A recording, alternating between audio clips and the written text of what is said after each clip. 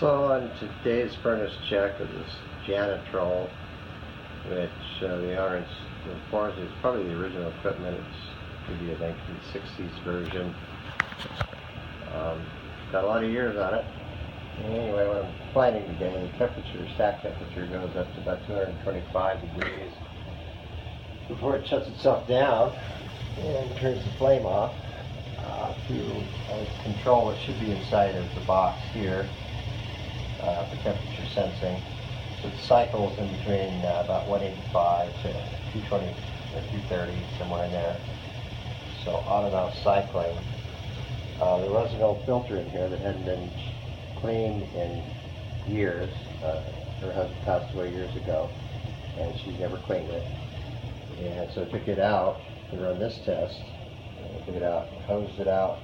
It wasn't terrible, but it was not good. So without the filter, I'm doing another test here to see if I get any different result as far as helping it breathe better so that it cools and does not cycle.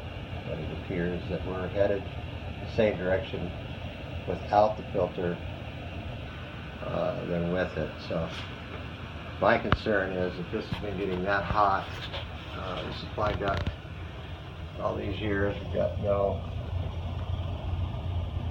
clearances.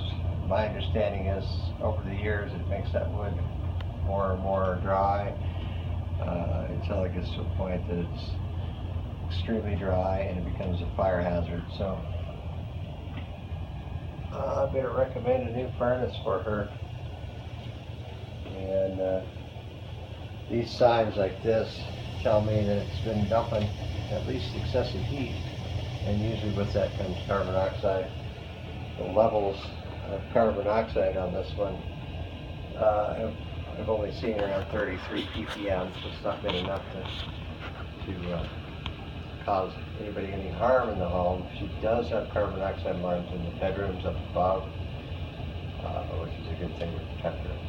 Whenever I see this kind of condition, I know it's not safe, and it, especially if it is in fact a 1963 Janitrol furnace, it's time to upgrade and get this changed out with a more energy efficient unit and a safer unit.